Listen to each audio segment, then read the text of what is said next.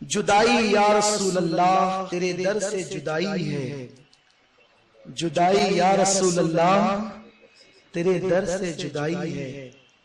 آقا فرماتے ہیں بعض شعر حکمت ہوتے ہیں، درجنوں تقریروں میں کبھی کبھی کوئی بات ایسی نہیں نکلتی جو کبھی کبھی ایک ایک شعر میں آ جاتی ہے، اور شعر کی قدر ہمیشہ اہل دل کرتے ہیں، جنہیں شاعری اور دل ہی نہیں ہو کیا جانے شعر اور شاعری۔ جدائی یا رسول اللہ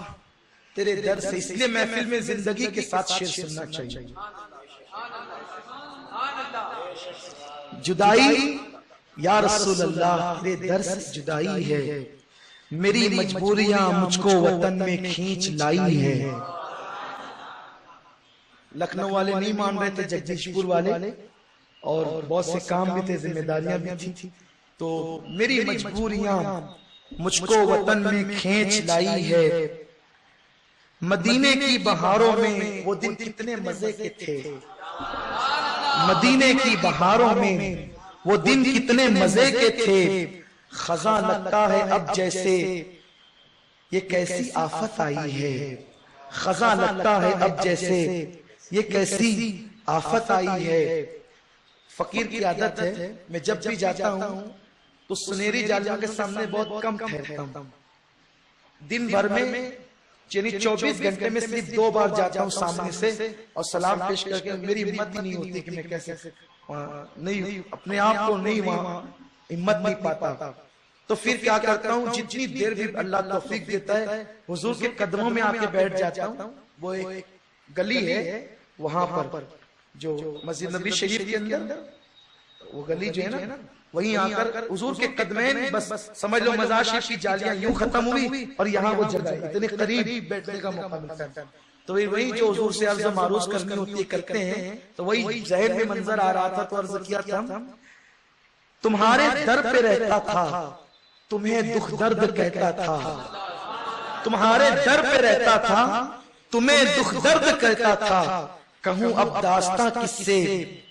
میرے آقا دہائی ہے، کروں اب داستاں کہوں اب داستاں کس سے میرے آقا دہائی ہے۔ اس مرتبہ جو بلڈنگ میں مکان ملا تھا تو حرم سے بالکل تیسری بلڈنگ تھی، تو مجھے ہمارے برادر عبد المتین رضوی نے جو ٹور کے ذمہ دار ہیں ایسے روم میں ٹھہرایا تھا کہ میں اٹھ کے کھڑے ہوتا تھا تو گنبد خضرا نظر آ رہا، ایسا روم مل گیا تھا اس مرتبہ، تو اسی کو بیان کیا ہے۔ کبھی گنبد کو تکتا تھا، کبھی گنبد کو تکتا تھا، کبھی جنت کی کیاری میں، کبھی گنبد کو تکتا تھا، کبھی جنت کی کیاری میں، وطن میں اب وہی دن رات باتیں یاد آئی ہے، وطن میں اب وہی دن رات باتیں یاد آئی ہے۔ احد میں آنا جانا اور بقیع پاک کا منظر، احد میں آنا جانا،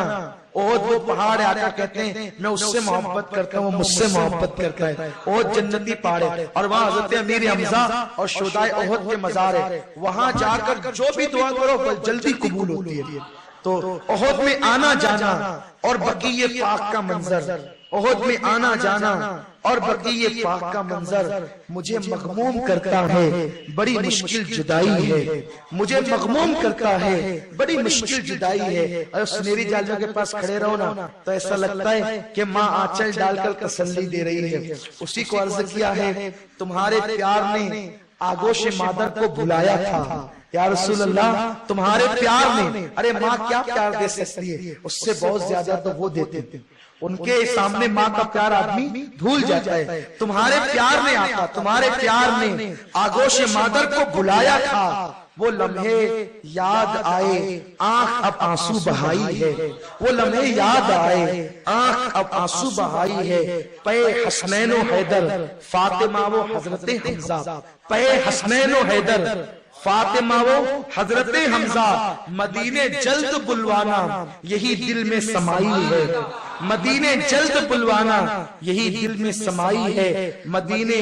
آؤں جاؤں بار بار آقا تیرے در پر، مدینے آؤں جاؤں بار بار آقا تیرے در پر، ملے اس اذن حضوری پھر میری بگڑی بنائی ہے،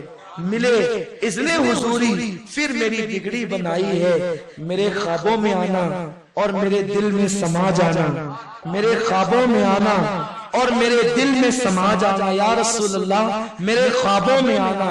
اور میرے دل میں سما جانا، میری بگڑی بنانا تم نے لاکھوں کی بنائی ہے، میری بگڑی بنانا تم نے لاکھوں کی بنائی ہے۔ جب نعت لکھ رہا تھا سوچا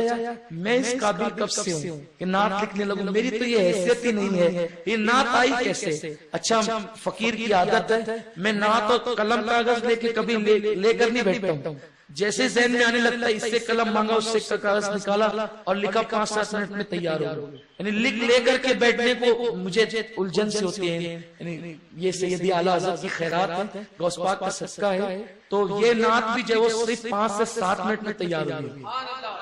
تو اس وقت ذہن میں آتا ہے یہ تیار کیسے ہو گئی، اس میں اپنا کوئی کمال نہیں ہے۔ اب سنیے عرض کیا ہے، کہاں میں اور کہاں مدحت تمہاری یا رسول اللہ، کہاں میں اور کہاں مدحت تمہاری یا رسول اللہ، کہاں میں اور کہاں مدحت تمہاری یا رسول اللہ، کرم سے آپ کے کرتاس پہ یہ نعت آئی ہے، کرم سے آپ پہ کرتاس پر یہ نعت آئی ہے، میں پاپی ہوں میں عاصی ہوں مگر کس کا تمہارا ہوں، میں پاپی ہوں میں عاصی ہوں مگر کس کا تمہارا ہوں، میرے آقا کرم میرے آقا کرم تجھ میں تو عیبی کی سمائی ہے، میرے آقا کرم تجھ میں تو عیبی کی سمائی ہے۔ اور مکتے میں عرض کیا ہے کہ امین قادری کو ایسا دیوانہ بنا دینا، امین قادری کو ایسا دیوانہ بنا دینا، اویس پارسا نے جیسی الفت تیری پائی ہے، اویس پارسا نے ایسی الفت جیسی الفت تیری پائی ہے۔ تقبل اللہ قبول فرمائے، اللہ آپ سب کو اللہ جزائے خیر عطا فرمائے، وما علینا الا البلاغ۔